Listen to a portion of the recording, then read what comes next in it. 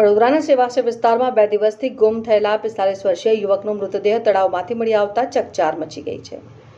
સેવાસી મંદિર પાસે આવેલા તળાવમાંથી મૃતદેહ મળી આવતા સ્થાનિક લોકોના ટોળે-ટોળા ઉમટી પડ્યા હતા। ઘટનાની જાણ થતાં વડીવાડી ફાયર બ્રિગેડની ટીમ તાત્કાલિક સ્થળ ઉપર પહોંચી હતી। ફાયર બ્રિગેડે તળાવમાંથી મૃતદેહ બહાર કાઢી તાલુકા પોલીસને સોંપ્યો હતો। મૃતકની ઓળખ રમેશભાઈ મંગલભાઈ સોલંકી, ઉંમર વર્ષ 45, રહેઠાણ આંબલીવાડું ફળિયું, સેવાસી ગામ તરીકે થઈ છે। તાલુકા પોલીસે મૃતદેહનો કબજો મેળવી વધુ કાર્યવાહી હાથ ધરી છે। મૃતદેહને પોસ્ટમોર્ટમ અર્થે ગોત્રી હોસ્પિટલ ખસેડવામાં આવ્યો છે અને રમેશભાઈ છેલ્લા 2 દિવસથી ગુમ હોવાનું સામે આવ્યું છે। મૃત્યુનું ચોક્કસ કારણ પોસ્ટમોર્ટમ રિપોર્ટ અને પોલીસ તપાસ બાદ સ્પષ્ટ થશે। મને શું બનાવ બનેલો અહીંયા આગળ? મારું નામ છે પોલીસ કોન્સ્ટેબલ અરવિંદભાઈ। આજે 8 વાગ્યાના અરસામાં પોલીસ સ્ટેશન ફોન આવેલો અને એમને જણાવેલું કે ભાઈ સેવાસી ગામ છે, ત્યાં તળાવની બાજુમાં એક ડેડ બોડી પડેલી છે। એવો ફોન આવેલો।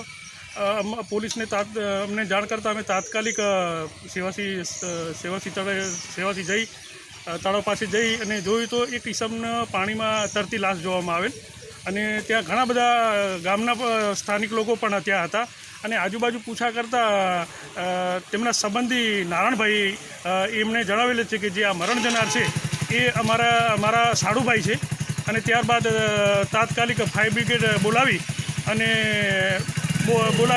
આવતા આ ડેડ બોડીને ફાયર બ્રિગેડ તથા ગામના બધા લોકોથી તળાવમાંથી બહાર કાઢી અને હાલ ડેડ બોડીનું PM કરાવવાનું હોય ગોત્રી હોસ્પિટલ લઈ જવા તજવીજ કરી રહેલ છે।